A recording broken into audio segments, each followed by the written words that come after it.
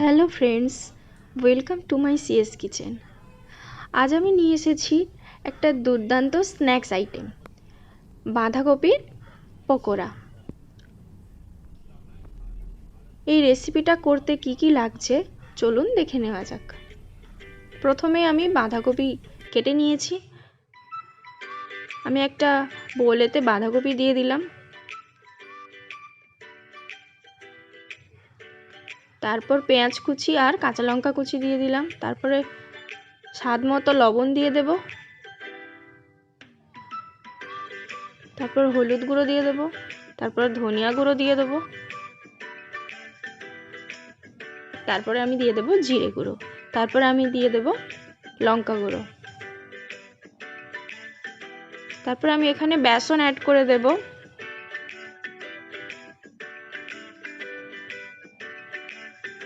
তারপর আমি এখানে কর্নফ্লাওয়ার দিয়ে দেব। আপনারা চাইলে চালের গুঁড়ো দিতে পারেন। এবার ভালো করে আমি সবগুলোকে মাখিয়ে নেব। দেখুন এইভাবে মাখিয়ে নিতে হবে। কড়াই বসিয়ে দিয়েছি, এবার সাদা তেল দিয়ে দেব।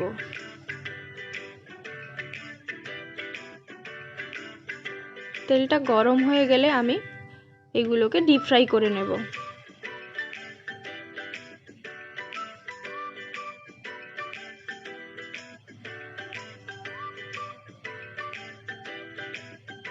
এপিট ওপিট করে আমি ভেজে নেব।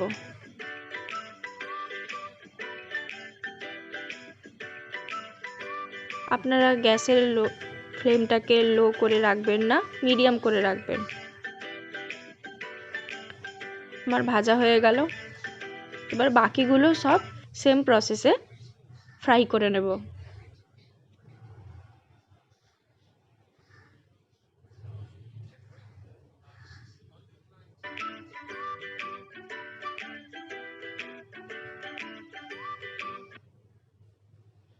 এগুলো আমার ফ্রাই করা হয়ে গেছে।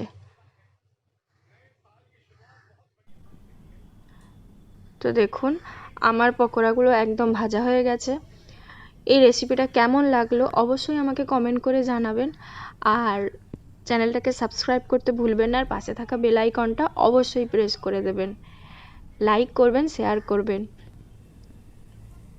আর পাশে থাকা বেল আইকনটা প্রেস করতে ভুলবেন না, যাতে করে আমি ভিডিও দিলে আপনারা দেখতে পারেন। ধন্যবাদ।